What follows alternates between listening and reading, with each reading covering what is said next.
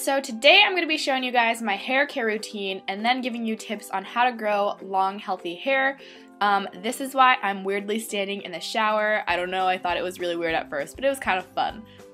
So before I even step into the shower, I will brush my hair and make sure that it is free of knots and tangles. Then I gently wring out most of the water in my hair so that my shampoo sticks a lot better. And then I'll put like a quarter-sized or more amount of shampoo. Right now I'm using this Pantene shampoo, but I really switch up my shampoos all of the time. And I'll just keep doing this from the top of my scalp to the nape of my neck. So the reason why I only concentrate my shampoo on my scalp is because that is where all of your dead skin cells are and your natural oils that your scalp has. So I personally feel like putting it on the tips of your hair can actually be damaging because it can dry your tips out. So after I feel like I've gotten a good amount of shampoo all over my scalp, I will actually twist my hair into a bun and let it sit at the top of my head. This is nice because it lets the shampoo just sit and work its thing for a few minutes, and I feel like it also indirectly gets some shampoo onto your tips so that it smells nice. And if your hair is not long enough or it just won't sit at the top of your hair without using like an elastic, I would recommend like clipping it. Also, as a final tip for shampoo, I use this tea gel shampoo from Neutrogena at least once a month because, I mean, everyone's embarrassed by it, but honestly, it's natural and it happens sometimes. If you're getting little flakes in your hair or like looking a little bit dandruffy, just use some type of shampoo that specializes in that. It's not embarrassing, and this is just good for preventative measures. And then I just rinse out my shampoo and then move on to conditioner. And for conditioner, I'm using this old Pantene conditioner that I'm trying to use up, but I do the exact same steps, except I focus the conditioner solely on the ends and tips of my hair because that is where it needs moisture. So every week I love using leave-in conditioners because it's just really luxurious and it makes your hair super soft and yummy smelling. So my favorite one is actually from Korea and I got it from Skin Foods. But I've also used this herbal essence one, and it is also very nice, but these are the only two I've tried, so let me know if you guys have any favorite ones. So then I just twist my hair into a bun again, and I leave this at the top of my head a little bit longer than I do for the shampoo, and I really feel like this moisturizes your scalp really well, which is important. And then to dry my hair, I use this microfiber towel because I have super long and thick hair and it takes absolutely forever to dry. And this does a really good job with absorbing all of the water. So my last step for the night is to blow dry my hair halfway until it is dry, and I point the blow dryer straight down on my hair, and I don't use a brush, I just use my fingers. So I will talk about this later, but this keeps my hair very frizz-free and it actually straightens it pretty well, surprisingly, and it retains the smell of your shampoo and conditioner super well. So I love doing this before I go to bed. And then I just let my hair air dry, and that is the last step for my night.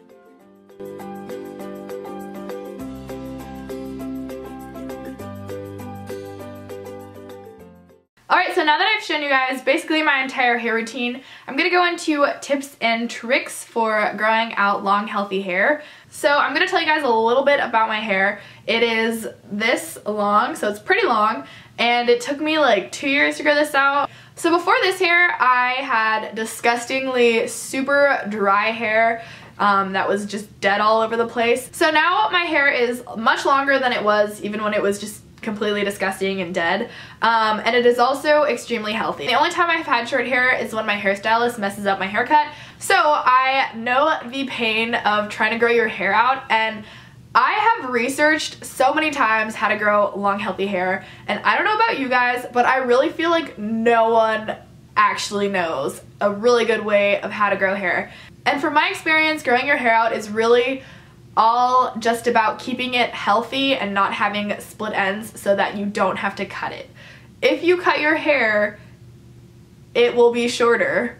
If you grow your hair, it's going to be longer. But when you grow your hair, you want it to be healthy so that you don't have to cut your hair and the split ends. And after that, I kind of think genetics just takes the rest of it. So with that being said, I think that healthy hair comes from a healthy scalp, and I absolutely hate the word scalp, but if you also hate the word as much as I do, I'm very sorry. And also keeping the tips of your hair healthy so that you don't have to cut it. So I was in biology class when one of my friends and I, Grace, came up with a list of tips and tricks for healthy long hair. So we're gonna start from the roots of your hair. So the first tip that I would have is listen to your scalp. That sounds so dumb. And after you listen to it, you should try and experiment with different shampoos and conditioners.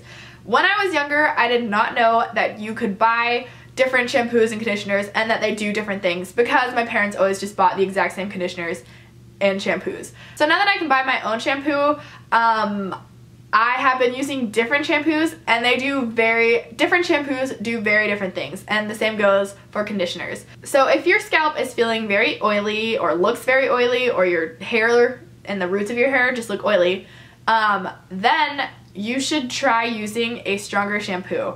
And I do not know what chemical or ingredient in the shampoo is that makes a shampoo stronger. I can assume that there is like a particular ingredient, but I just don't know because I did not do enough research. I'm kind of just sitting here talking to a camera. But for example, whenever I use my Pantene shampoo, it does a really thorough job of cleaning my hair. It never feels greasy after I clean it. On the other hand, if I need to wash my hair and my scalp is feeling a little bit dry, I will use my Yes to Cucumber shampoo, because while that does like a good job cleaning your hair, it like doesn't really take care of oiliness, because it doesn't strip your hair of all of those natural oils that your scalp has. I kind of feel like natural shampoos are less harsh, and like more commercial shampoos are pretty harsh. That definitely does not go for all natural shampoos and commercial shampoos. So if you're feeling too oily or too dry, just try different shampoos, or don't wash your hair as much. That's also another thing.